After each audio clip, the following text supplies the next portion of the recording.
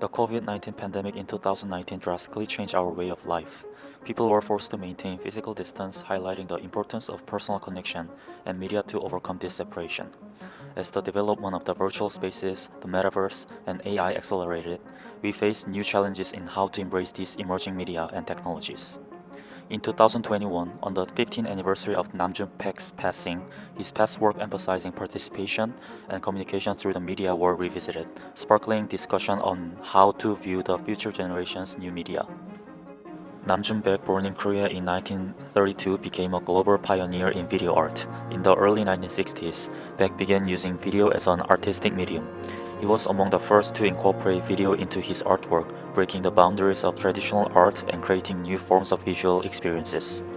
Some of his notable works include Robot K456, TV Buddha, The More the Better, and Good Morning Mr. Orwell. He was also a member of the international avant-garde group Fluxus, which provided him opportunities to collaborate with artists across various fields such as music, performance, dance, film, and design. Among his many works, Good Morning Mr. Orwell stands out as particularly relevant to our current era. This artwork proposed new ways to facilitate connection and communication among people through technology, opening new perspective on art and culture in digital age. The artwork firstly broadcasted on January 1st, 1984, the same year George Orwell predicted the dystopian world. This artwork connected the WNET TV studio in New York with the Pompidou Center in Paris via satellite, broadcasting live into the entire world. While such a broadcasts are commonplace today, at that time the concept of the global communication network and internet was just emerging. Therefore, satellite broadcasting was seen as a highly innovative and revolutionary technology. Namjoon Baek aimed to convey the message that revolutionary media technology could be used positively. He saw the media as a peaceful means to overcome the limitation of the time and space, enabling people to share their joy. This vision allowed the program to be simultaneously viewed by 25 million people in 25 countries. The broadcast featured a variety of artists collaborating in dazzling display, including musical performance, champagne toast, comedy, live painting, and dance. In this live broadcast, Nam Jun-baek not only suggested the possibility of blending sophisticated art with pop culture, but also foreshadowed the culture of the 21st century. To provide additional context, when Namjoon Paik mentions Mr. Orwell, he is referring to the famous novelist George Orwell in his landmark work 1984. Orwell illustrates a dystopian depiction of the future in which all citizens are subjected to pervasive surveillance, censorship, and propaganda, all of which are orchestrated to enforce adherence to the totalitarian government's ideologies. Orwell's story is a harsh critique of technological advancement, predicting a bleak future for humanity as emerging media becomes more integrated into our lives. Namjoon Paik's Good Morning Mr. Orwell exists as a direct response to this. In his own words, he critiques the perspective of 1984 by saying, Orwell portrayed television as a negative medium, useful to dictators for one-way communication. Of course, he was half right. Television is still a repressive medium. It controls you in many ways. You tend to adapt your schedule to it, and you also get from it stereotyped images. But I want to show its potential for interaction, its possibilities as a medium for peace and global understanding. This quote provides insight on Paik's intentions behind the artwork. He acknowledges the partial validity of George Orwell's messages, but ultimately offers a counter-narrative. As the first experience of its kind for the public, it was to be expected that it would be approached with caution by the masses, meaning that it was crucial for Good Morning Mr. Orwell to be both captivating and set a positive standard for the medium. Luckily, Paik's efforts succeeded in delivering precisely that. The widespread reach of the broadcast ensured that numerous newspaper articles documenting the experience of 1984 remain preserved in archives to this day. Despite efforts by many news outlets to remain unbiased regarding the artwork, comments from writers paired with sheer statistics solidified Good Morning Mr. Orwell as an undeniable success.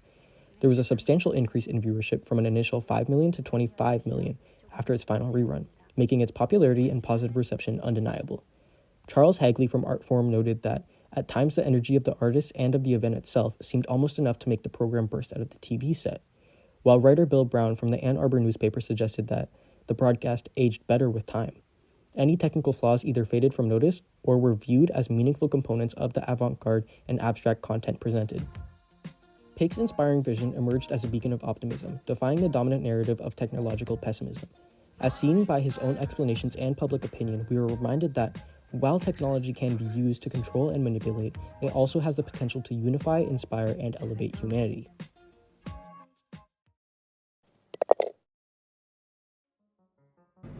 This work not only held a significant place in art history but also offers us a deep reflection on society and culture, challenging George Orwell's dystopian prediction about the future. Namjun Paik's Good Morning, Mr. Orwell provides a profound commentary on the impact of media and technology on our culture and society. Orwell's version, as depicted in his classic novel 1984, predicted a future where media and technology would become tools of oppressive surveillance and control. In stark contrast, Paik envisioned a media as space for creativity, connection, and the democratization of art. While Orwell foresaw a bleak future dominated by oppressive regimes using media to control and monitor individuals, Paik presented an alternative perspective. He saw the potential of media to foster global communication and cultural exchange, offering a more optimistic view of possibility that technology could bring. In our current media landscape, we see reflection of both Orwell's and Paik's version. Orwell's concern and evidence in today's issue of mass surveillance, data privacy, and the manipulation of information through social media. At the same time, Paik's version is realized through the internet and digital technologies that facilitate global communication and the sharing of culture across the board. Paik's work highlight the dual nature of media and technology. On one hand, platforms that democratize art and offer opportunities for global exchange and creativity abound. On the other hand, these same platforms raise concern about data misinformation and government surveillance. This duality necessitates a balanced perspective in evaluating the impact of media and technology on our life. Good Morning, Mr. Orwell is considered an outstanding piece of art, showcasing the potential of global communication and creativity. However, it may also face criticism for its utopian idealism. This prompts us to adopt a more nuanced view, acknowledging both the benefits and the risks associated with media and technology. In conclusion, Namjun Paik's Good Morning, Mr. Orwell serves as a timeless reminder of the dual age nature of media and technology. It emphasized the importance of balancing different perspectives as we navigate the complex of the modern digital landscape.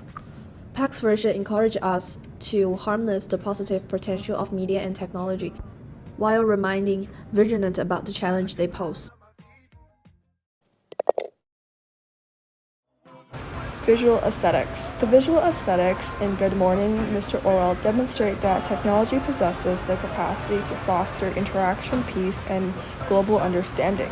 A consistent usage of merging and broadcasting layered or combined content highlights how technology transcends physical boundaries to facilitate human connection. Using a split screen, two reporters from different countries can be seen interacting in real time. Both raise their glasses to toast, seemingly together despite in different places. Through having both two reporters on each side of the screen, they can appear to turn to one another. Paik effectively conveys to the audience that despite their geographic separation and different time zones, technology can allow for interaction.